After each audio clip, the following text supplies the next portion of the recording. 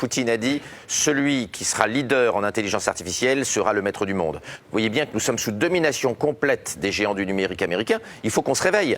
Notre stratégie a échoué.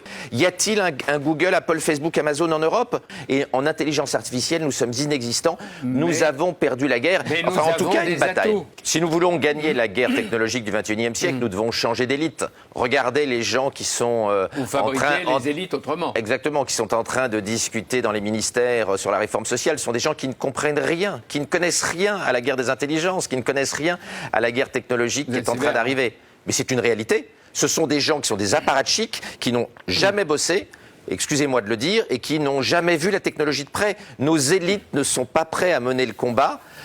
En Chine, aujourd'hui, au gouvernement, il n'y a que des ingénieurs et des entrepreneurs, quoi qu'on pense du régime chinois. Nous avons des apparatchiks, des gens qui font de la politique depuis qu'ils sont au berceau. Il faut remettre des ingénieurs au pouvoir, comme il y en avait sous De Gaulle, comme il y en avait sous Giscard. Mais qu'est-ce qu'on peut faire?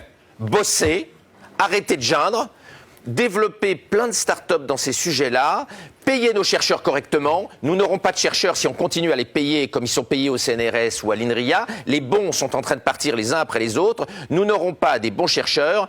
Vous savez combien gagne un très bon spécialiste de l'intelligence artificielle dans la Silicon Valley? Entre 1 et 2 millions de dollars par mois. Je ne vous demande pas combien il gagne ici. Vous savez combien on gagne au CNRS, à l'INRIA? Ouais. Rien. Et en même temps, ils sont assez courageux et patriotes pour rester ici, pas partir. J'en connais. Eh bien, ils ne vont pas le rester longtemps. Vous verrez que la plupart des bons, hélas, vont partir. Si on veut des bons chercheurs, il faut les payer.